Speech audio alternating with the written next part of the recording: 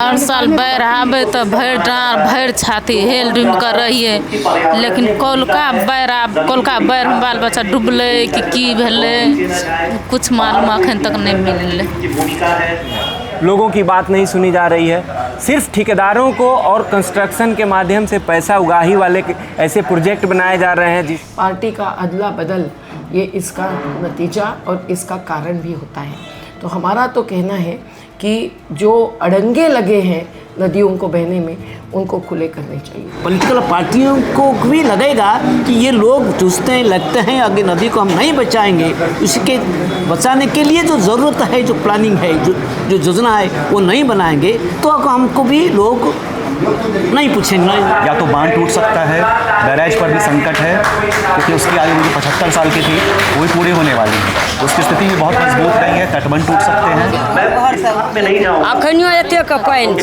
विश्व नदी दिवस सप्ताह पर नदियों पर काम करने वाले, इस पर लिखने, शोध करने वाले और नदी बचाओ मुहिम में शामिल संगठनों ने साझा पहल करते हुए 28 और 29 सितंबर 2024 को बिहार की राजधानी पटना में नदी संवाद का आयोजन किया।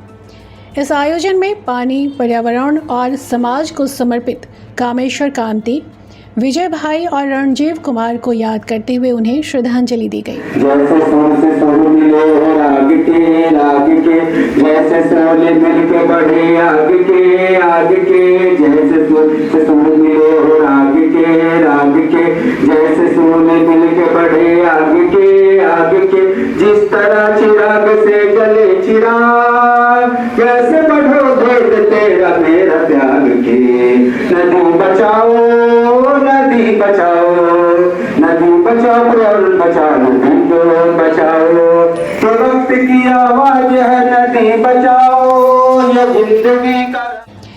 कार्यक्रम की शुरुआत गीत और नदी त्रासदी पर लिखी कविता के साथ की गई। गंगा हथिन जलवा के रानी, गंगा पूजे चलू रे सखी, जो नदिया गाती थी कल कल, जो नदिया गाती थी कल कल, खोई उसने कैसे तान। नदी संवाद कार्यक्रम में सुप्रसिद्ध सामाजिक कार्यकर्ता, पर्यावरणविद, नर्मदा बचाओ आंदोलन प्रमुख और गोल्डमैन पुरस्कार से सम्मानित मेधा पाटेकर, भारत में सामाजिक न्याय आंदोलन के प्रतिष्ठित नेता, जिनकी वकालत ने भारत के मूल निवासियों को अपनी भूमि पर खनन के लिए मना करने का अधिकार दिलाया, साथ ही पर्यावरण के क्षेत्र में गोल्डमैन पुरस्कार से सम्मानित प्रफुल्ल सामंतारा, गंगा मुक्ति आंदोलन के नेतृत्वकर्ता में शामिल बिहार के अनिल प्रकाश सहित कई सामाजिक कार्यकर्ताओं ने कार्यक्रम में शामिल होकर अपनी बात रखी। उन्होंने बिहार की नदियों, पानी और उससे जुड़ी अन्य समस्याओं से अवगत कराया, साथ ही समस्याओं के साथ बड़ी चुनौती पर आपस में राय बनाकर साझा रणनीति और हस्तक्षेप पर विचार किया। ये तो हमारा हर साल का कहानी है, हर साल बाढ़ आती है, बांध के भीतर कोई नहीं सुनता है। जब हम लोग पैदल पदयात्रा करते हुए पटना आए, सभी विभाग को मांग पत्र दिए, सबसे कहे, कोई नहीं सुना। तो अगर सुने होते, जो हम लोग उस समय आशंका जाहिर कर रहे थे कि जो क्लाइमेट चेंज के दौर में हम लोग गए हैं, तो बारिश का पैटर्न बदला है, अचानक मूसलाधार बारिश होगी, ज़्यादा पानी होगी, तो पहला प्रभावित कौन होगा? कोसी के लोग होंगे या और नदियों के तटबंध के भीतर के लोग होंगे या उससे। तो सरकार ने अनसुना कर दिया।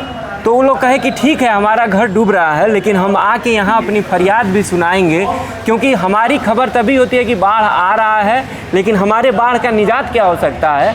हम इंसान हैं, फंसे हुए हैं, हमारे को निकालने के सवाल, हमारे सवालों को कोई नहीं सुनता है। इसलिए राजधानी में हम लोग भी आएंगे। तो हम लोग बहुत भावुक स्थिति में, कठिन परिस्थिति में इस संवाद को कर रहे हैं। तो इस संवाद को कहाँ तक पहुँचाने की कोशिश की जाए? हम लोग चाहेंगे कि पटना में जो नागरिक समाज है, सरकार है, तो हम लोग सरकार से सुनाना चाहेंगे। और साथ में कई नदी के लोग आए हैं, जो कोसी के, कमला के, बलान के, बागमती के, गंडक के, बूढ़ी गंडक के, वहाँ उसके बाद से आपको गंगा मुक्ति के कई इलाकों से लोग आए हैं, क्यूल नदी के साइड से आए हैं, गया तरफ से लोग आ रहे हैं, और उसके बाद से ऐसे करके कई नदियों के लोग एक साथ बैठ के एक दूसरे के दुख दर्द को शामिल करते हुए और एक साझा बातचीत और अपनी आवाज़ बताना चाहते हैं कि जो बिहार के नदियों के साथ हो रहा है वो ठीक नहीं है। लोगों की बात नहीं सुनी जा रही है। सिर्फ ठेकेदारों को और कंस्ट्रक्शन के माध्यम से पैसा उगाही वाले ऐसे प्रोजेक्ट बनाए जा रहे हैं जिससे पैसा उगाही हो सरकारों का और ठेकेदारों को पोषित किया जाए, वहाँ के लोगों और नदियों के जीवन को बर्बाद किया जा रहा है। तो इन सभी सवालों पर चर्चा करके और इन बातों को रखने के लिए आए हैं एक साझा आवाज़ में। कितने संगठन शामिल हैं संवाद में? 16 संगठन हैं। अभी भी आपके महानंदा के लोग ट्रेन में हैं, आ रहे हैं, और कई जगह इस तरह से 16 छोटे बड़े संगठन। अभी हम रास्ते में पटना के ही एक हिस्से में देख के आए बिंदी टोला गांव के लोगों को, जो हाईवे के किनारे पड़े हैं, जो गंगा के बाढ़ से इसी साल 18 सितंबर को प्रभावित हुए हैं। 4 दिन खाना खिलाने के बाद उनको कुछ भी मदद नहीं मिली है। तो ऐसा जब होता है तब ये बाढ़ प्राकृतिक नहीं, विनाशक है, शासन निर्मित है, मानव निर्मित है। तो इस पर उपाय करना है तो नदियों को बहते देना चाहिए, यही हमारा कहना है।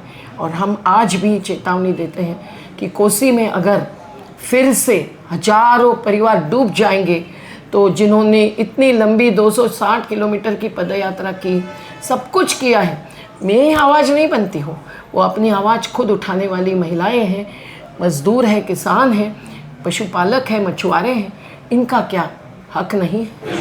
हमारी मांग है कि नदी को एक समझो, नदी जैसे आदमी है, हम एक मनुष्य है, और जो लिविंग ऑर्गेनिज्म जो बोलता है एक जीव है, जीवंत है, नदी भी उसी तरह है। नदी का बायोडाइवर्सिटी, नदी का जैव विविधता, नदी का पानी, नदी का रेत भी, जो रेत भी जितनी तरह देश भर में, ये बिहार में देश भर में जिसी तरह रेत लूट होता है, सुप्रीम कोर्ट का राय है उसको कैसे हम रखेंगे, तो ज़्यादा से ज़्यादा नहीं लेना चाहिए रेत को। रेत भी कैसे ना, रेत नहीं रहेगा तो पानी का जो बैलेंस नहीं रहेगा, पानी निर्मल न रहेगी, पानी नीचे नहीं जाएगी, उसी तरह जो व्यवस्था ज़रूरी है वो नहीं बना जाता है। तो लेकिन इस तरह की मांगें तो लगातार उठती रही हैं, जल सत्याग्रह हुए हैं, आमरण अनशन हुए हैं, आंदोलन हुए हैं। फिर नागरिक समाज का भी एक कर्तव्य है, हम किसी तरह नदियों को बचाएंगे, सुरक्षा करेंगे, नदी को साफ रखेंगे, गंदा नहीं करेंगे। अगर इंडस्ट्रियल पोल्यूशन होता है उसको कैसे रोकेंगे, सरकार भी कानून रोकेगा, और नहीं कानून रोकेगा तो लोगों रास्ते में आकर प्रतिवाद करेंगे और वो खड़ा हो जाएंगे। देश में वही नहीं होता है, ज़्यादातर बहुत कम होता है। तो इसीलिए नागरिक की सचेतन की ज़रूरत है, वो नागरिक की सचेतन ज़रूरत है, और उसका पॉलिटिकल एजेंडा बनाना है। पॉलिटिकल पार्टियों को भी लगेगा कि ये लोग चूसते हैं, लगते हैं, आगे नदी को हम नहीं बचाएंगे, उसके बचाने के लिए जो ज़रूरत है, जो प्लानिंग है, जो योजना है वो नहीं बनाएंगे तो हमको भी लोग नहीं पूछेंगे, नहीं लोग हमको समर्थन नहीं करेंगे। तो पॉलिटिकल पार्टियों का भी एक पॉलिटिकल एजेंडा बनाने के लिए नागरिक समाज को भी एक पहल करना चाहिए और कर्तव्य है। विगत वर्षों का अगर हम डेटा देखें तो याद दिलाना ज़रूरी है कि 1.5 लाख क्यूसेक के आसपास में कुसहा त्रासदी जो 2008 में आई थी, तो बांध टूटा था और कितनी बड़ी त्रासदी हुई थी, और 3-4 लाख क्यूसेक में भी भारी मात्रा में अंदर में जो है तटबंध के कटाव होता है। तो नदी विशेषज्ञों से जो हमारी बातचीत हुई है उससे तो यही समझ में आ रहा है कि आज अगर लगातार नेपाल के जलग्रहण क्षेत्रों में बारिश होती रहती है तो बहुत सारा खतरा का सबब बन सकता है। अब एग्जैक्टली क्या होगा, या तो बांध टूट सकता है, बैराज पर भी संकट है क्योंकि उसकी आयु जो 75 साल की थी वो भी पूरी होने वाली है, उसकी स्थिति भी बहुत मजबूत नहीं है, तटबंध टूट सकते हैं। नहीं भी टूटे तो सरकार का भी जो कल संतोष मल सचिव हैं वाटर रिसोर्स डिपार्टमेंट, उन्होंने कहा कि ओवर टॉपिंग भी हो सकता है, तटबंध के ऊपर से पानी बह सकता है। ये सब कुछ नहीं होगा तो भी अंदर में पानी जल प्लावन होगा, और अंदर के जो दियारा के गाँव हैं उनमें भीषण कटाव और विस्थापन हो सकता है। बाढ़ पीड़ितों की क्या स्थिति है? क्या उनको सामग्री पहुंच रही है, राहत सामग्री? वो घर से बाहर कहाँ रह रहे हैं? उनके लिए कैंप बने हुए हैं, और कैंप में जो सुविधा मिलनी चाहिए वो सारी सुविधाएं मिल रही हैं उनको? अभी मुझे नहीं लगता कि सरकार की तरफ से ये बस आदेश आया था कि लोग इवैक्यूएट कर दें, उस जगह को खाली कर दें, और कुछ पेट्रोलिंग हो रहा है तटबंध पे, उसके वीडियोस भी आ रहे थे। लेकिन इसके अलावा अभी सरकार ने निर्देश जारी कर दिए हैं कि पेट्रोलिंग जारी रखें और इसकी तैयारी करें। लेकिन चूँकि हम लोग पटना के कार्यक्रम में व्यस्त हैं तो ग्राउंड पर क्या है इसके बारे में हम लोग को पूरी जानकारी नहीं है। लेकिन ये ज़रूर कह सकते हैं पिछले वर्षों के अनुभव से ये लोगों को भयंकर दिक्कत का सामना करना पड़ता है। सरकारी नाव नहीं मिलती है, प्राइवेट और सामाजिक नाव है और संख्या उनकी बहुत कम है। और चूँकि पलायन प्रभावित क्षेत्र है तो घर के जो मर्द होते हैं वो अक्सर बाहर होते हैं, तो महिलाओं और बच्चों पर जिम्मेदारी आ जाती है। उनको खाने का संकट होता है, उनके घर डूब जाते हैं, मवेशी डूब जाते हैं। तो ऐसे में अगर वो विस्थापित भी होते हैं तो बहुत सारा सामान छोड़ के उनको विस्थापित होना पड़ता है। और अक्सर ऐसा देखा जाता है कि राहत शिविर और जो मानक संचालन प्रक्रिया बनी हुई है उसके अनुरूप नहीं होती। बहुत बार ये समस्या देखने को मिलती है। वहीं इस कार्यक्रम में बाढ़ प्रभावित क्षेत्रों से आई कुछ महिलाओं ने भी अपनी बात रखी। जोगार लागे छै पानि में हेल हेल के की खेबै, किनिए के लाबै छियै तऽ खाइ छी, किनिए के लाबै छियै तऽ खाइ छी। खेत नहीं है? नहीं खेत नहीं है, खेत नहीं उपजै छै, उपजबे नहि करै छै। हेबे कर लिए हेबे दहा गेल, अखनियो एते के पानि छै, कल पर जाइ छियै हेल के एते पानि भरे बड्ड पानि। आब हेबे चलि एलियै तऽ चौकी पर सब धिया पुता हेतै तऽ की करबै।